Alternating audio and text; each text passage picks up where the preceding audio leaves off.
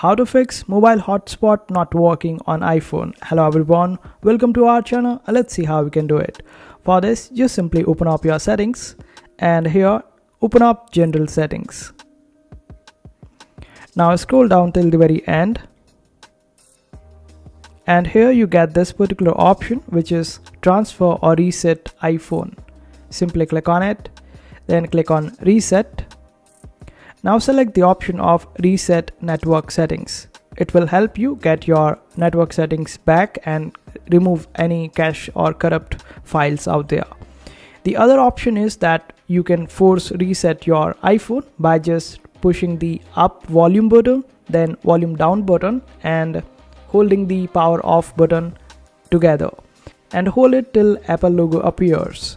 The other reason could be that you need to update your iOS. Simply update your iOS version and this way you would be able to solve this particular problem. And this is how you do it.